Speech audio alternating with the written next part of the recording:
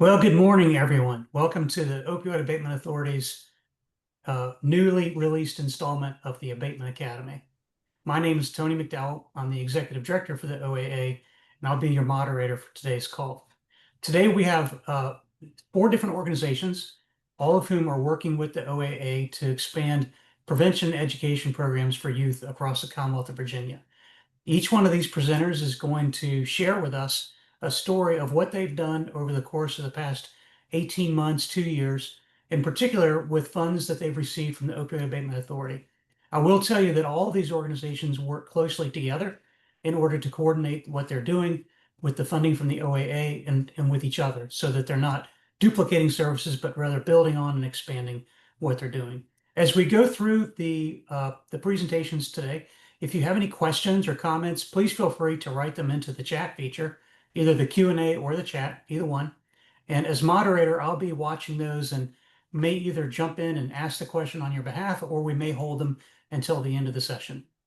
With that as an introduction, I'm going to go ahead and turn it over to the first speaker. I'd like to introduce him, and then we'll let him run with the presentation.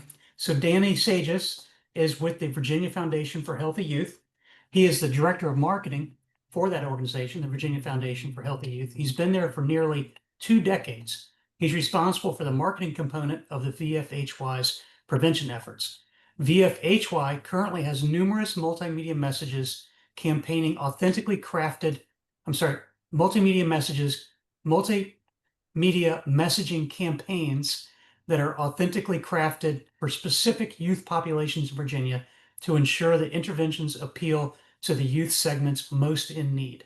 Additionally, he has led the establishment and evolution of one of the premier youth engagement programs in the country. Daniel is an MBA recipient from Robert Morris University in Pittsburgh, Pennsylvania, and a graduate of Virginia Commonwealth University. Danny, thank you for joining us, and take it away. Thank you, Tony. Happy Thursday, I think, everybody out there. It's a pleasure to be here with you. So proud to be a part of this panel.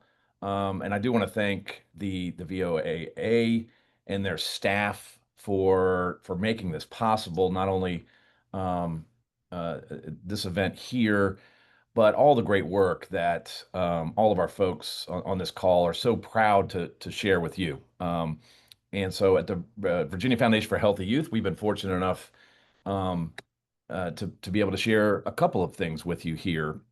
The first, actually, if you don't mind going back a slide, is the mass media campaign that we have been able to create based on the largest formative research project ever conducted with youth in Virginia, and for the purpose of creating a statewide multimedia messaging campaign to deliver critical messages to youth and young adults in Virginia. And this campaign is called Deadly Dose.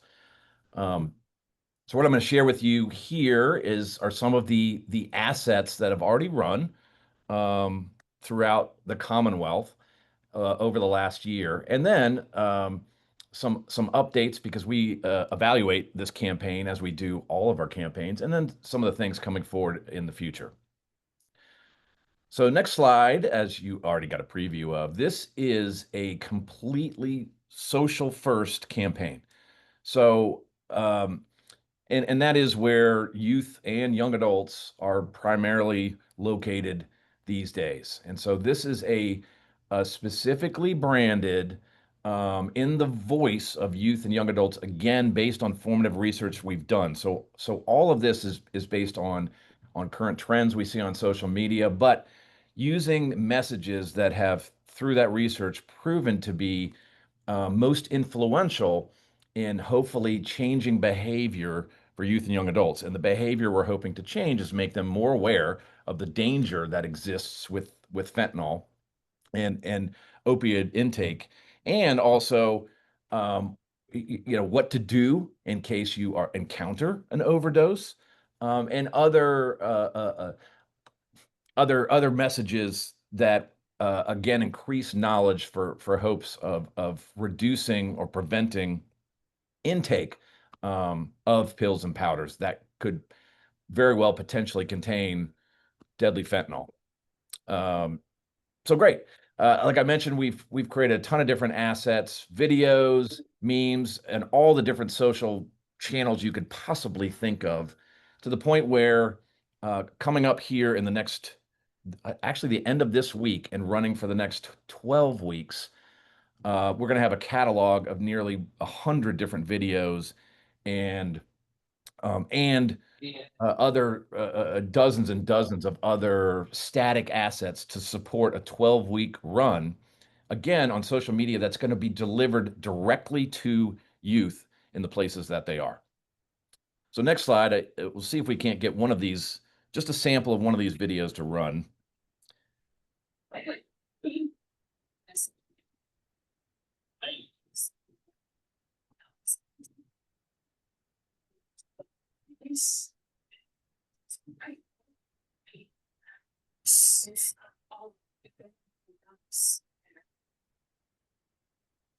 It's not running for me. So, and that's fine. Let me just tell you, it's amazing.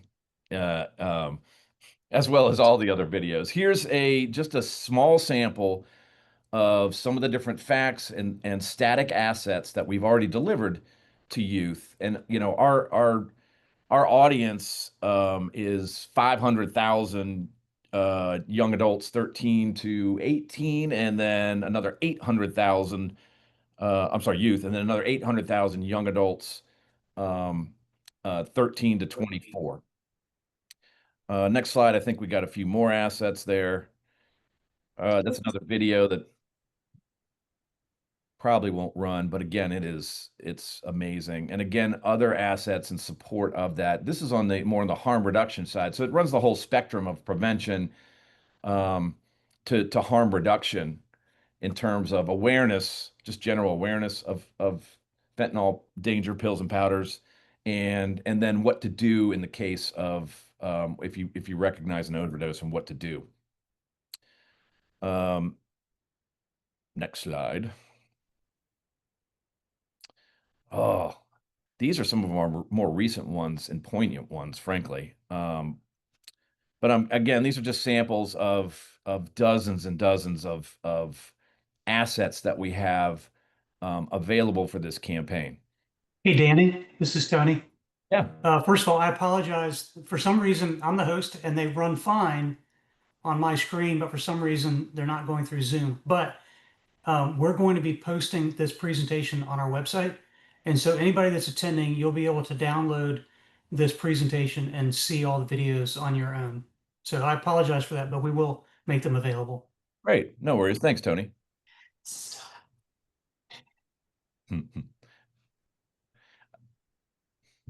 Again, just many of the assets, again, supporting, and one of the great things about being a social first campaign is that you don't have to rely on one fact. We can rely on a dozen different facts that have again bubbled to the top in terms of what would be influential in changing behavior amongst youth and young adults in Virginia.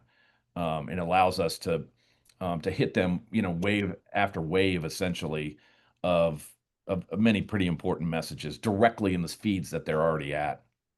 Um, Next slide, I think, is some of our evaluation results, because we are charged with evaluating every single campaign, not just this particular one.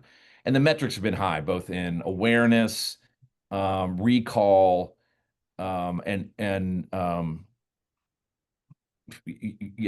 also the reaction and total engagement. And we're charged with reaching over 1 million of that 1.2 million, 3 million young adults that I mentioned.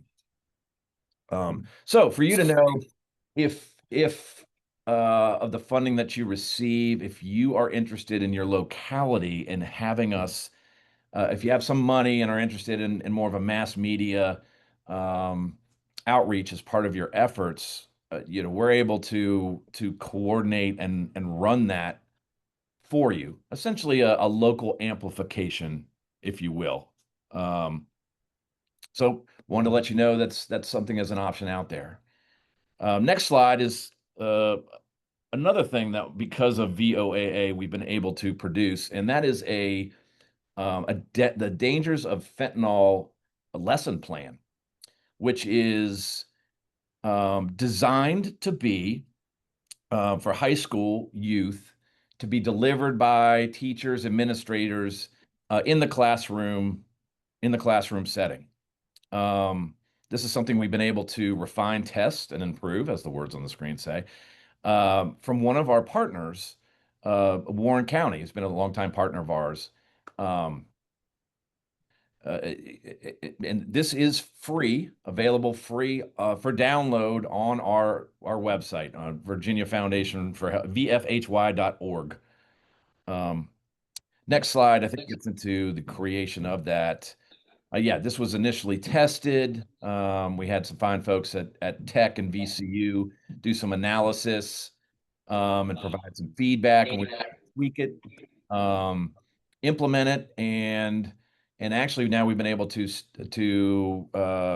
even improve what we have available for you now.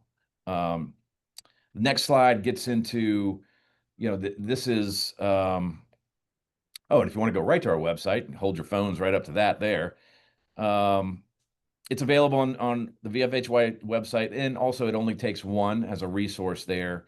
I think you have to enter your email and your organization name, and you'll be able to download that for free. It's evidence-based. We have translated it into Spanish. Again, it's about an hour-long webinar, essentially, is what it is. And there's a full-on training guide and also an evaluation piece associated with that. And so far has been used by a few hundred different unique organizations. Next slide. I think then I'm all done. Oh, no, sorry. Did want to say just real quick, we also have that just recently, again, due to uh, funds and resources from VOAA, we have a middle school version of that as well. So high school and middle school version. I think the middle school version is 30 minutes. Again, both of these assets are free and downloadable on our website. Thank you, thank you. And now I get to pass it on to another good friend. Well, thank you so much, Danny. Great overview. I know it's not easy to summarize in 10 minutes all the amazing work that VFHY is doing, and we really appreciate the work and the partnership. So our next speaker is Ms. Nanea Shields. She is the Opioid Abatement Program Manager for the Virginia Department of Education. She focuses on strategies to bolster K-12 education and supports that help families and students and educators combat the opioid crisis.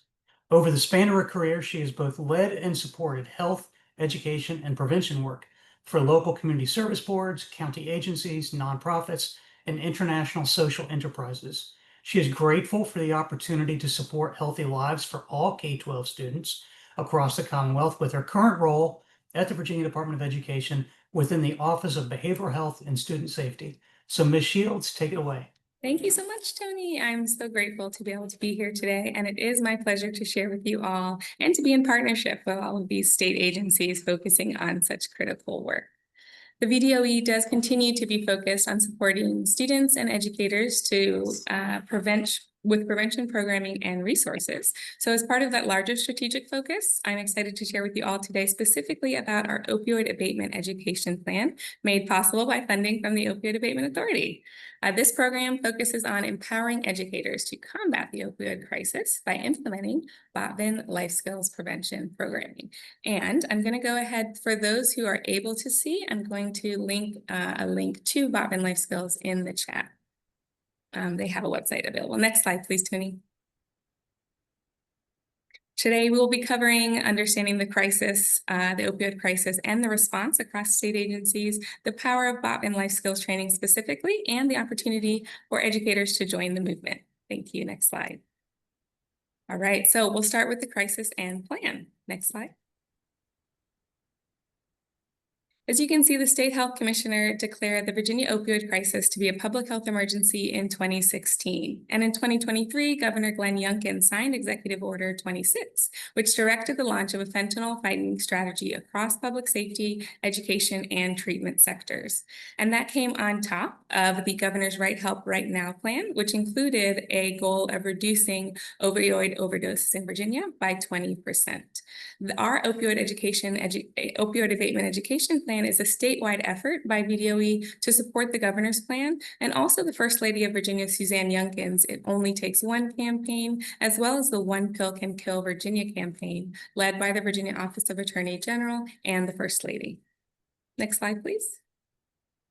All right, and you can just click, I think it's on, yeah, there you go. Thank you so much. So to just kind of follow up even with what Danny just presented about Virginia Foundation for Healthy Youth, Dangers of Fentanyl module available for free at middle and high school level. This slide just underlines how important it is to provide prevention programming, awareness, and education about today's opioid crisis, in particular, the synthetic opioid fentanyl. There are a couple more bullets there, Tony, if you're available to click for me, thank you. So as you can see, it is 50 times stronger than heroin. It is up to 100 times stronger than morphine. We know that the smallest amount can cause a fatal overdose, just as little as 3 grains of salt. It is so important today to be teaching our youth about fentanyl so that they are aware that we are finding this mixed into everything. Unfortunately, it is undetectable. You cannot see it, cannot smell it, and you cannot taste it. So it is one of the most common drugs involved in overdose death. Next slide, Tony. Thank you. So with that, Virginia, the DOE just asked ourselves, how can we empower educators given the rampant crisis and the increasing rate of overdoses, particularly unintentional, with the potency of synthetic opioids like fentanyl? So we dove into this and we created opioid overdose prevention and response instructional resources, which span a wide variety, including intended to inform the development of division programs of instruction. And I will make that website also available here. Next slide, Tony. You can see on this next slide just what the website looks like and an idea there. And there are a number of materials available there. Next slide. So then we asked ourselves, how can we protect the vulnerable youth? And the response to that for us was how we launched the opioid abatement education plan specifically. And with that, the department decided, and I put that here in the chat as well, the department decided with the goal of providing students in the Commonwealth with social, emotional, and interpersonal skills to navigate the current opioid crisis, so that all together we can prevent opioid misuse and abuse. We know that the effort is critical at this time, given all the things that we've just covered. We did choose Botfin Life Skills as our primary prevention programming, which many of you may be familiar with, and we are currently in year 2 of this particular program. But Botfin Life Skills has been around since the 90s and is a highly vetted, evidence-based program. The DOE currently is active in 19 divisions. We have trained over 300 teachers who go on to deliver the program to tens of thousands of students each year. And we are expanding to continue to invite educators in all divisions across the Commonwealth to become trained to deliver Botfin Life Skills programming. We do have a goal of training 200 new teachers each year, so there's absolutely opportunity for those that are interested. The best part is that registration and training is free. All materials are also provided free of charge, thanks to our partners at Virginia Tech Cooperative Extension who make that possible, and you will be hearing from them again soon here. The training for the program is asynchronous online. It can also be done in person. Many teachers are choosing to complete the 6 to 8 hours of training over a weekend on one day. Some people like to break it up to 2 days, maybe 3 hours per day. It just needs to be completed within a 6-day period. So for their 6 to 8 hours of training and the time to prepare program delivery, educators do receive an $800 stipend, and all materials, again, are free year over year. Next slide, please. All right, so this evidence-based prevention programming is available at the elementary, high, and middle school level. I should have gone in order there. Elementary, right to high school, back to middle. And Dr. Botfin created the program with the basis from the Virginia Health SOL. So it's a great program to fold into current curriculum, especially for health teachers. However, we do know that many other educator roles across a wide range of positions are well positioned to also deliver prevention programming. And as such, training is available for all core curriculum, school resource officers, and school-based mental health professionals as well, so long as there is a clear implementation plan to deliver this to the students in place. Next slide, please. Delivering Botfin Life Skills with training with a high degree of fidelity to the program's design ensures that students receive the information and skill practice to achieve optimal outcomes and with respect to healthy youth development. So we work with divisions and educators to find a good balance that works for them, pacing into their program and their scheduling, but that still implements with fidelity. In some divisions with block scheduling at the middle or high school level, we'll find educators who like to teach 2 lessons back to back in a 90-minute class, multiple times per week. Others, maybe at the elementary level, choose to deliver 1 lesson per week until all lessons are complete. Next slide. This graph just shows the effectiveness of the program and a direct significant reduction in use of drugs and alcohol for those that did receive BOP and life skills training as compared to those who did not receive the training. So the program takes a holistic approach by teaching personal self-management skills, social skills, refusal, and coping skills to equip adolescents with the knowledge and skills to develop healthy attitudes and behaviors. Next slide.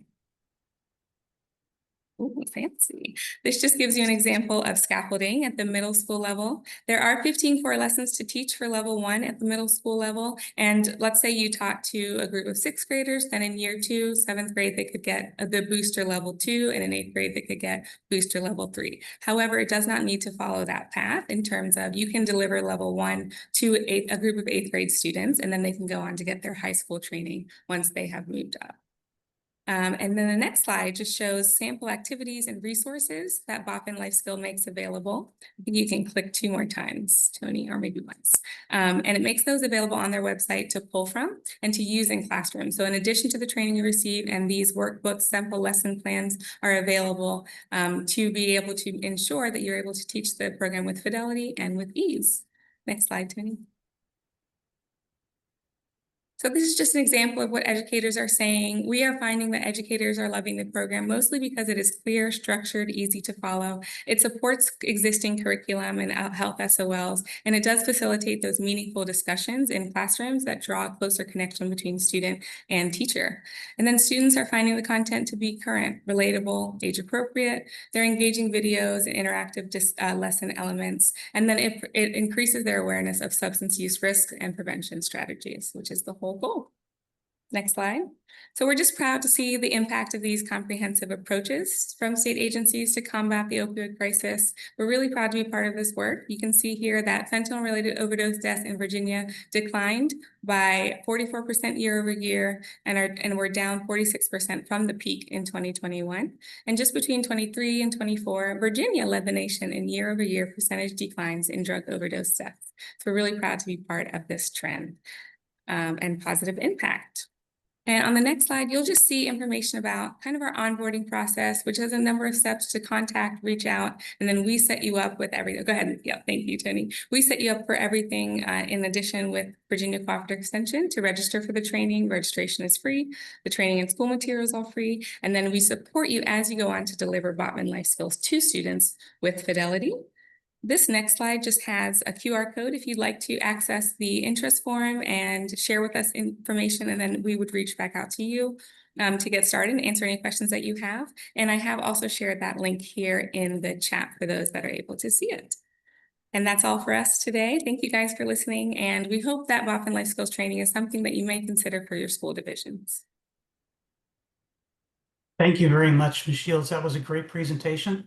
And we still have 2 more organizations to hear from. So I'm going to go ahead and move forward with our next speaker, Kathy Hosick. Dr. Kathy Hosick is the director of the Virginia Tech Center for Public Health Practice and Research, a faculty member in the Master of Public Health program at the Department of Public Health Science at Virginia Tech, and initiative leader for the health and well-being for the Virginia Cooperative Extension.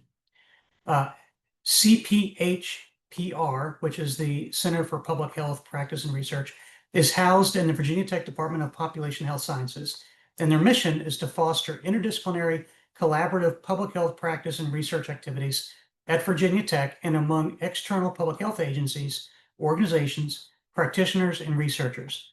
VCE has deep connections in communities across Virginia through 107 local offices that house extension agents who disseminate best practices and evidence-based resources related to health, positive youth development, community viability, agriculture, and natural resources. So Kathy, thank you for being here, and please take it away.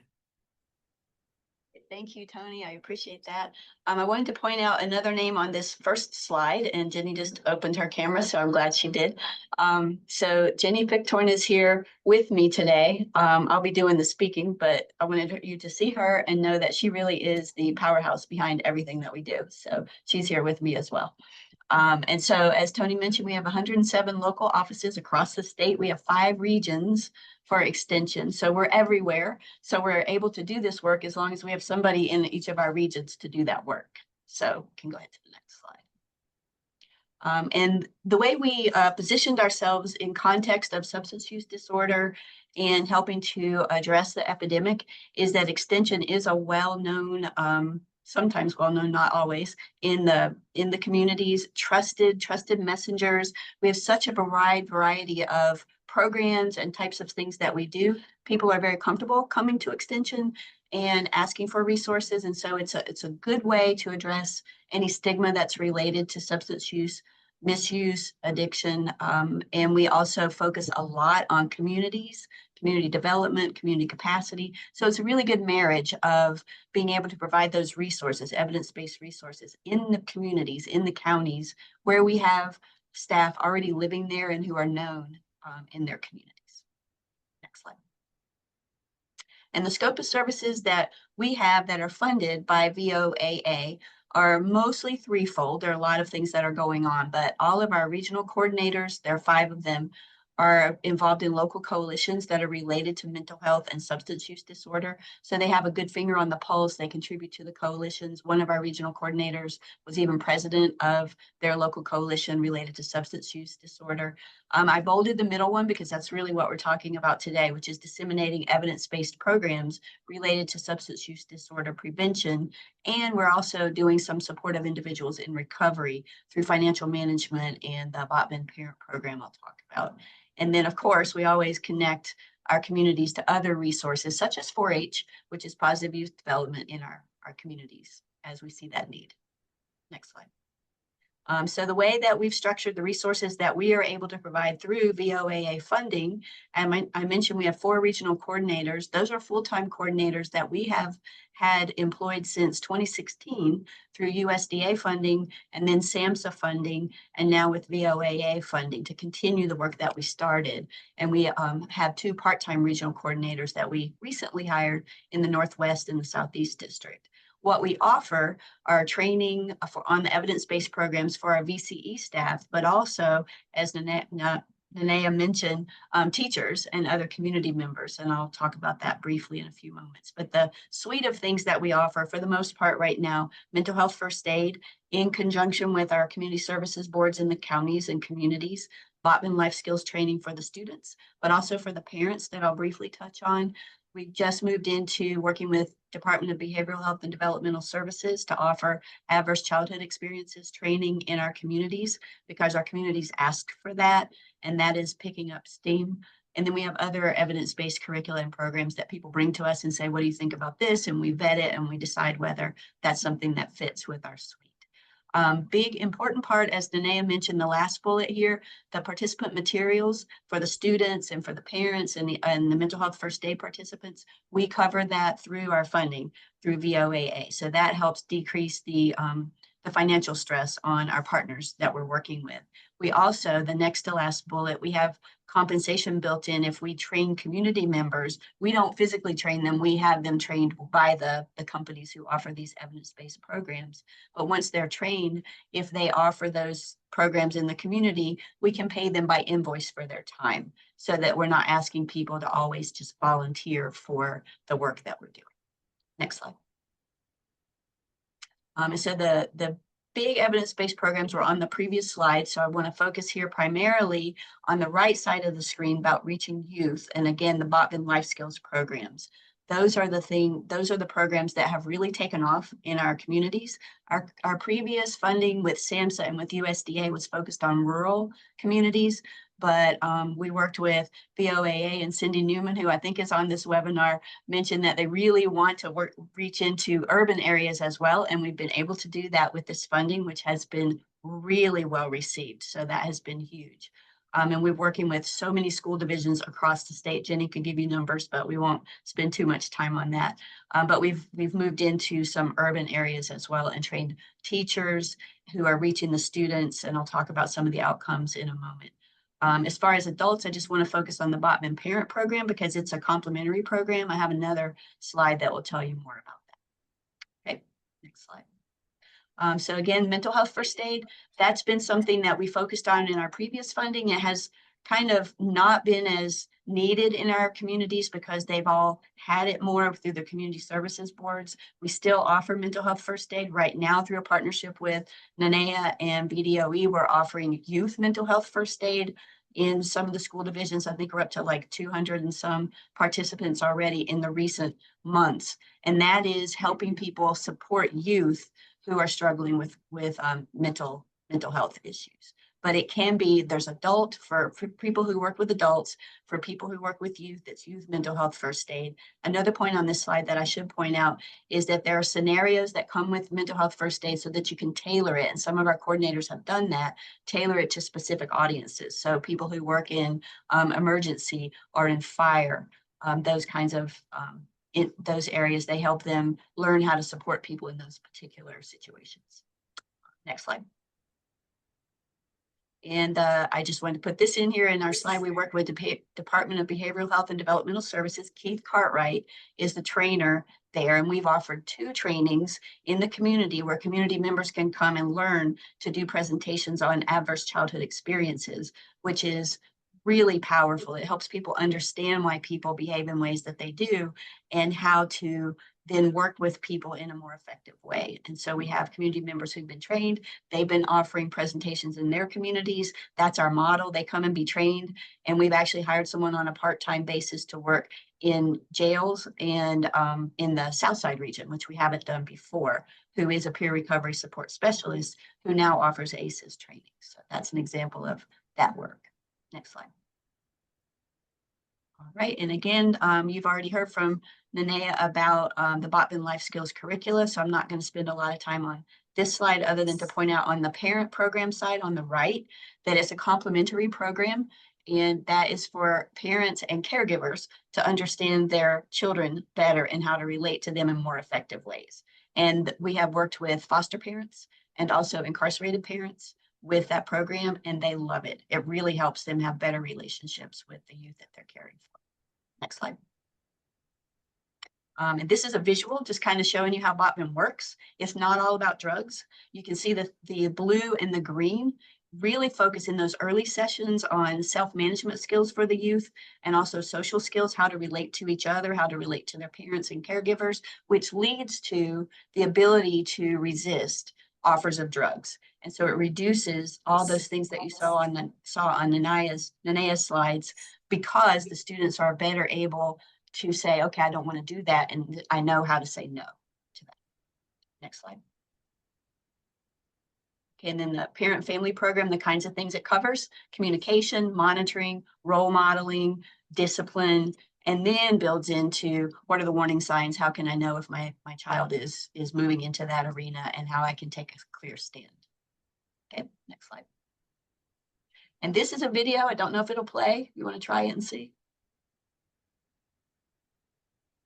Maybe not. So these are 2 teachers who've been teaching the Abatement program in middle school in Henry County since about 2017.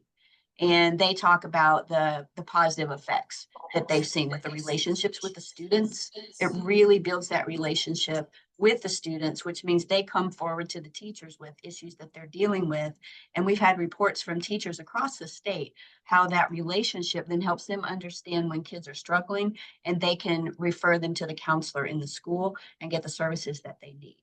And then the next few slides, just recently, we've been working in Campbell County. We being loose, I haven't been, but our staff have been supporting Campbell County, training teachers on the Abatement Life Skills program, school resource officers, and also counselors.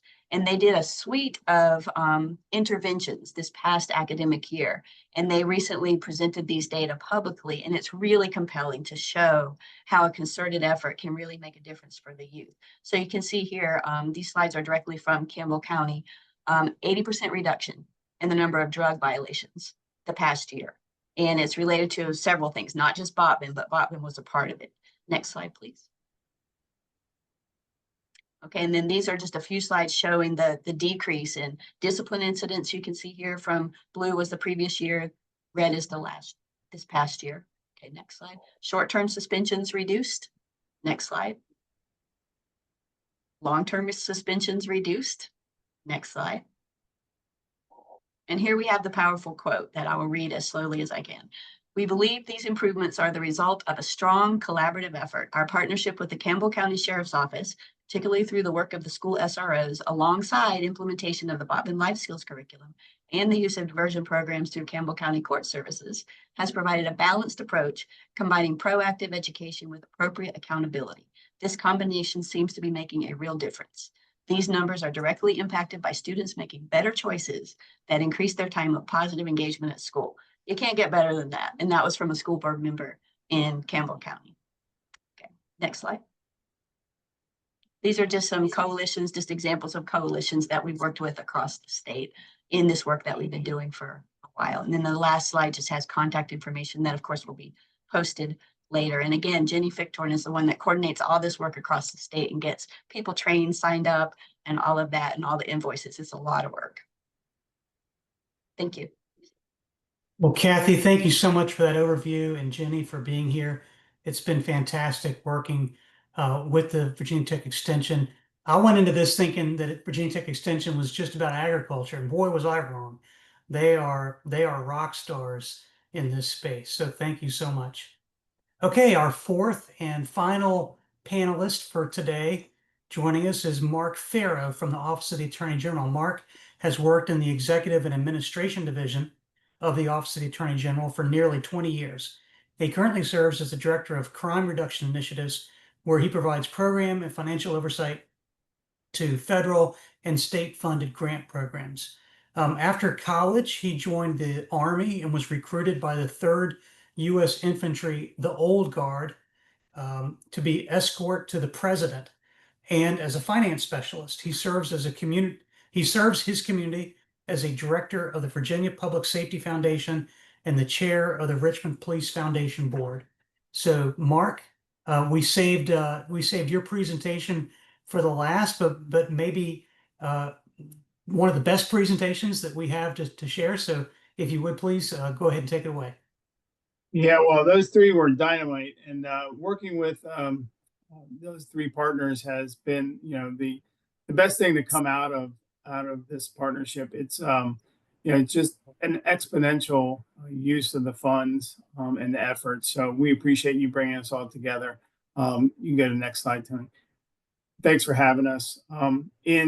In July of 2022, the Attorney General Jason Miyares attended the school safety conference, and I had written his talking points, but he proceeded to tell 1,000 school resource officers and administrators that we were going to launch the One Pill Can Kill campaign to bring awareness to the fact that fentanyl was killing Virginians. I'm looking through my talking points and I'm like, One Pill Can Kill campaign. That was the first I had heard of such a campaign, and so we did. We launched it, and later in that year, in November of 2022, we joined the First Lady and the board of the OAA and Marty Kilgore and the Foundation of Healthy Youth, and Only Takes One, and we put all our eggs in one basket and said that we were going to do this thing. The only issue was we didn't have the funding.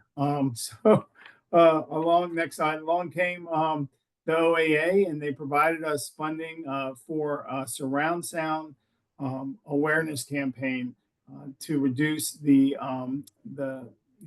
what was happening in Virginia with fentanyl and other opioids, of course.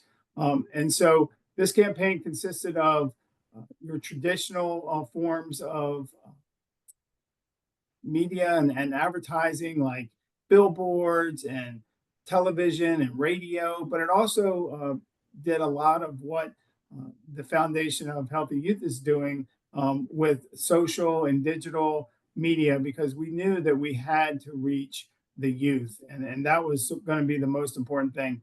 We have had tens of millions, if not hundreds of millions of impressions we've reached 36 million people just through, or impressions just through the digital campaign alone. We've had thousands of PSAs run on television and radio. It's just been a tremendous success, and we know we're a small part of it, but we like to at least promote all the good work that's going out there. So on any of our websites, you will be able to connect with any of the partners that you heard from today. Next slide. So one of the things that we did is, and we've kind of adjusted the campaign as we've gone along, is to focus on high school and colleges. We partnered with the Virginia Independent School Athletic Association, as well as we geofenced, and we partnered with them to put these sort of posters in each one of the gyms in all the high schools in Virginia. We also are geofencing the colleges with digital and social media ads on fentanyl. Next slide. Thanks. When you click on any of the ads we've had to date, I think we've had like 80,000 clicks from these ads. Depending on the ad itself, it will take you either to the Virginia Rules website, which I posted in the chat, or the One Pill Can Kill website, which I also posted in the chat. And from either one of those, it will take you to either the Virginia Healthy Youth Foundation website. It only takes one. Right Help Right Now, and I'll show you that here in a second. Virginia Rules, if you're not familiar, is the school-based crime prevention program for youth in Virginia. So it's Virginia specific. We update it every year with the laws specific to Virginia.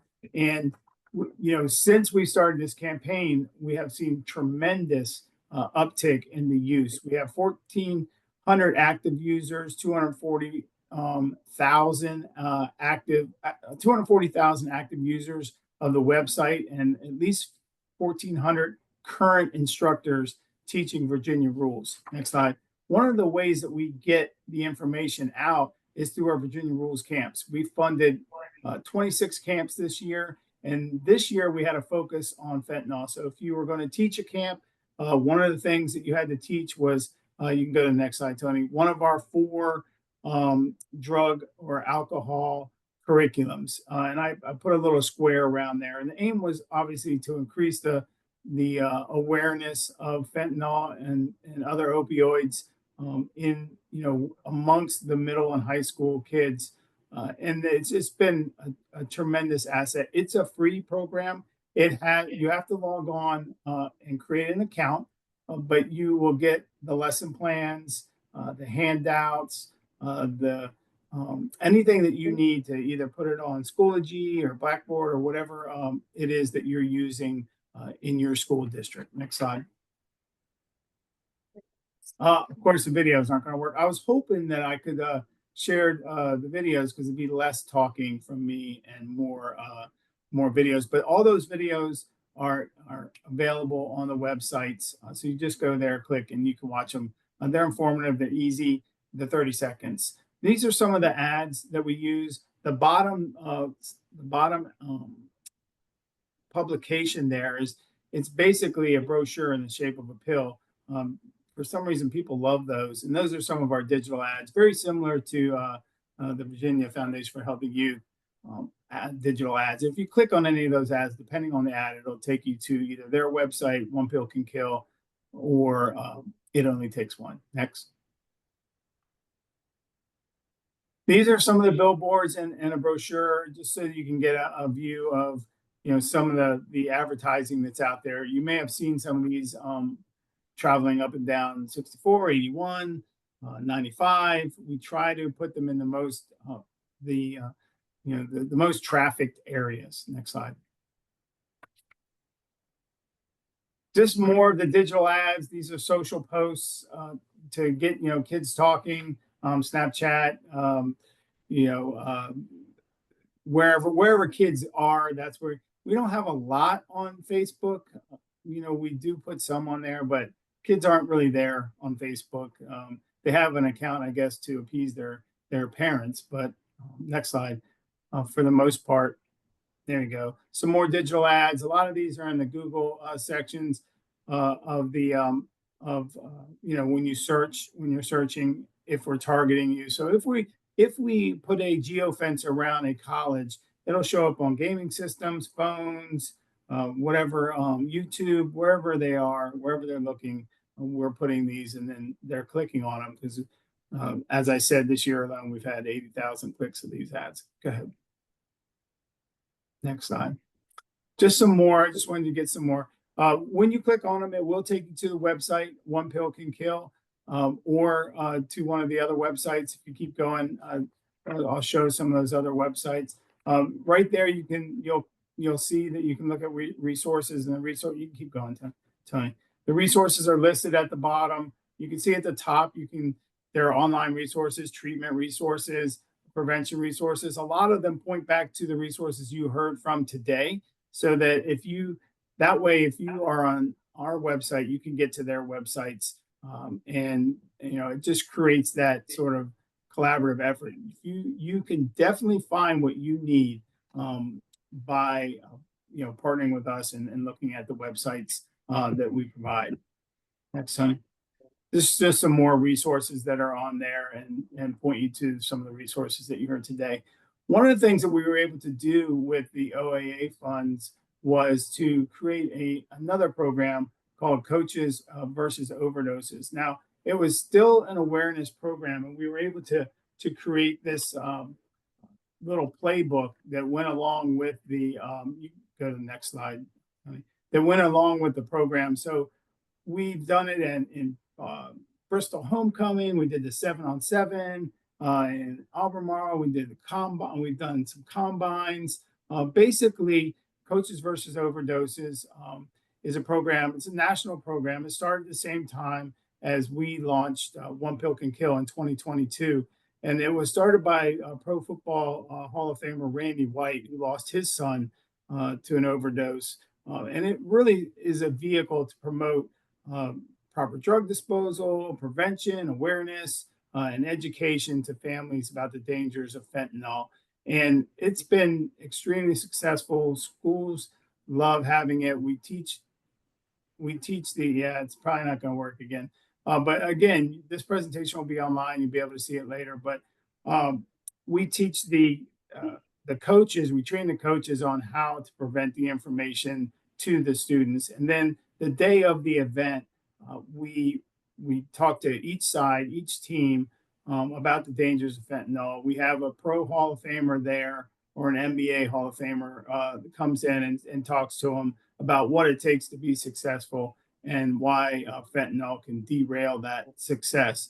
It's been extremely helpful. We've even put the schedules of the schools on this little playbook so that people keep it. They put it on the refrigerator and they can refer to it often. And throughout here are QR codes for all the programs that you heard about today from the other three participants. One of the additional programs that we were able to provide, and by the way, if you're interested in Coaches versus Overdoses, you can email ceasefire at oag.state.va.us on your, I put it in the chat, and there you can request that we come to your school during a homecoming or a game, or if you want to have your coaches trained on how to present the dangers of fentanyl. And then we provide these playbooks as well.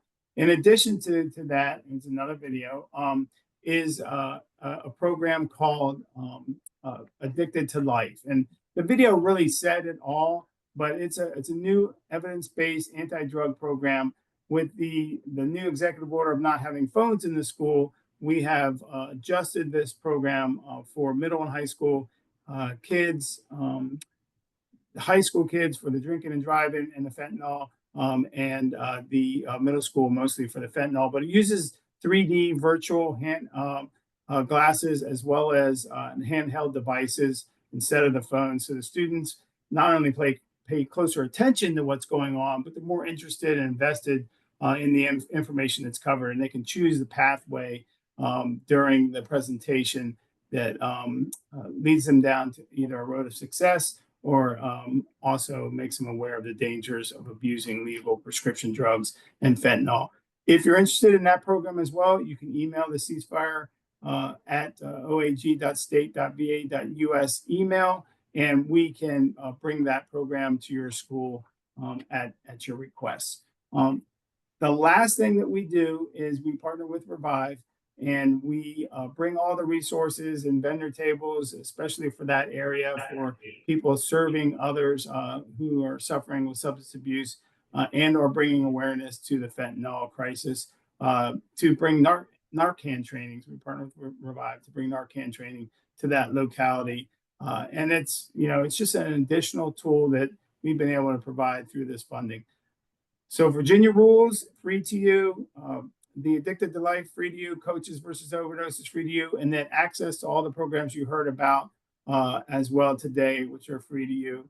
I hope that you find these resources, a powerful tool or additional tool to what you're already doing in your locality. And we look forward to hearing from you. Thanks, Sonny.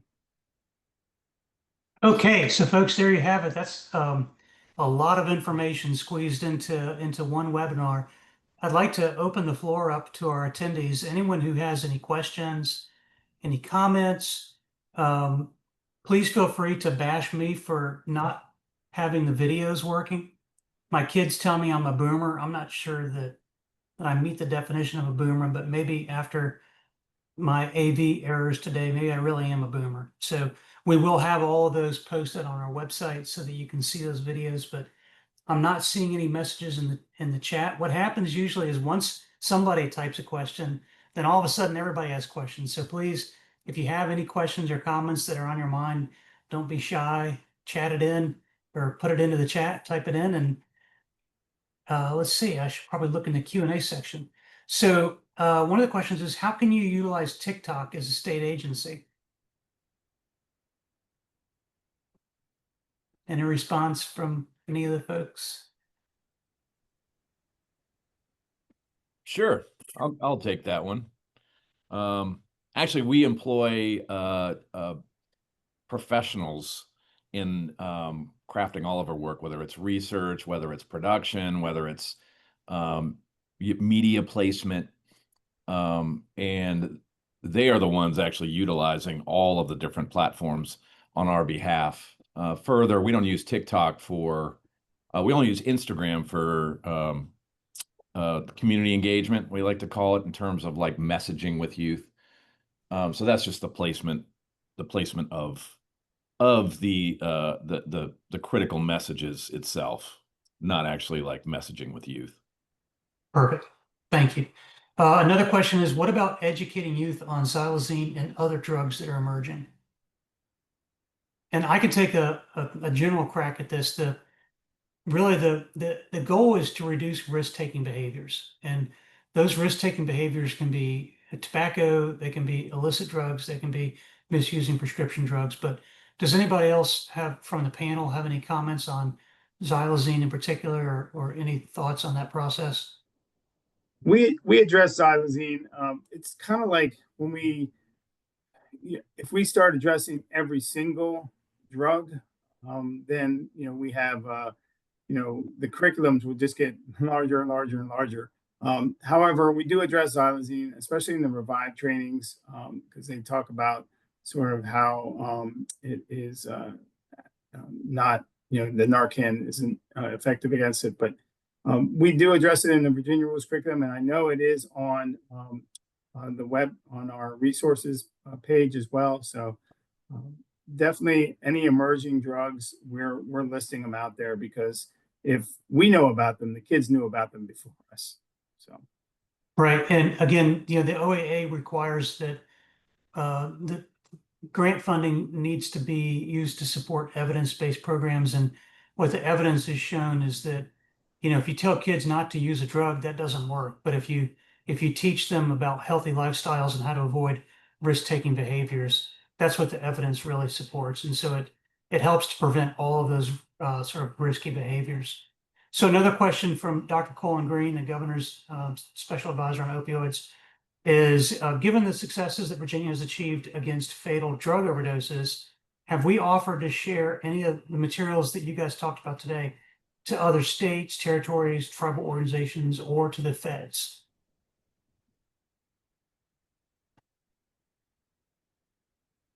I want to say One Pill Can Kill is actually a federal or a nationalized program, but Yeah, I don't want to like control, I don't want to over, talk everyone, but yes, Tony, obviously One Pill Can Kill. The reason we chose, or the Attorney General, not we, the Attorney General chose that was because it was a federal program and he was hopeful that it would last beyond, um, just the Attorney General's office. So, and it would have a greater national reach. But we've had a lot of people come to us and say, hey, can we do, how did you do Virginia rules? How do you keep it current? And so now there's Alabama rules. There are a few other states that have sort of replicated, what we're doing here. They are definitely coming and asking. I know that Danny gets questions about the media and advertising and the geofencing and that sort of thing. So we get questions all the time from all over the place on how are you guys doing what you're doing, and it's a collaborative effort, really, with the help of you guys. And regarding the school-based programs, as Linnea mentioned, there is highly evidence-based already, lots of research studies for the Abatement life skills. But we are collecting pre-post assessment data. Jenny's in charge of collecting all those data so we can give evidence back to the schools, but we'll also be able to show in Virginia how the Abatement life skills are actually working in Virginia. And I have presented at an extension conference, a national health outreach conference, about how we're using the Abatement life skills curriculum in Virginia. So we will have data to be able to share that more widely about the results that we're getting. Absolutely. And as well, the interagency state meetings that we have elevate data across a number of state agencies and bring those out to national conferences regularly. So that is definitely something that we all work together to achieve and share out. And then I'm also happy to take the question above. It says, does this curriculum help school divisions meet a requirement regarding instructions concerning opioid overdose prevention and reversal? And that is a secondary requirement. So each local school board has to develop a plan in accordance with the guidelines to be able to promote prevention programming. And then each public secondary school that includes grades 9 through 12 has to provide opioid overdose prevention and reversal program of instruction. And the Abatement Life Skill Program does qualify as meeting some of those needs, as well as the resources that have been made available from instruction on Canvas, which I can also send separately for those grade levels.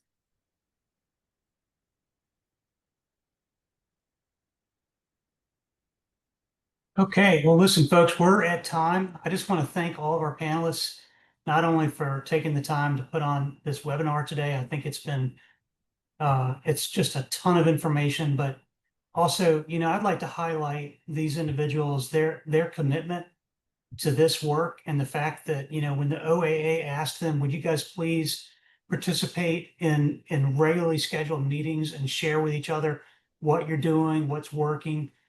And then they took that and ran with it. They've been collaborating to make sure that the messaging is aligned, and that thinking of this from the standpoint, not just of kids, but also of educators and families, and how can the materials that are available be best delivered and be ready to be accepted and implemented. And they've done an amazing job with it. It's like a lot of things. It's like a duck that appears to be just floating gently on the surface, but these folks have been paddling really hard.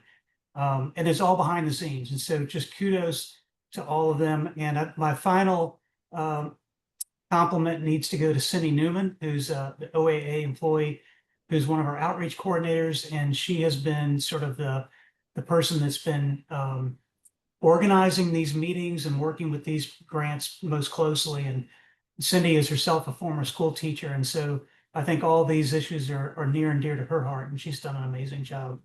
So with that, again, everyone, thank you for joining. For all the people who attended, and for anyone who registered, whether they attended or not, you'll be receiving an email from the OAA with a link back to our website where you can find the recording of this presentation and a copy of the presentation. And so with that, hope everybody has a great rest of your day. And thank you again to our panelists. We'll see you next time. Goodbye.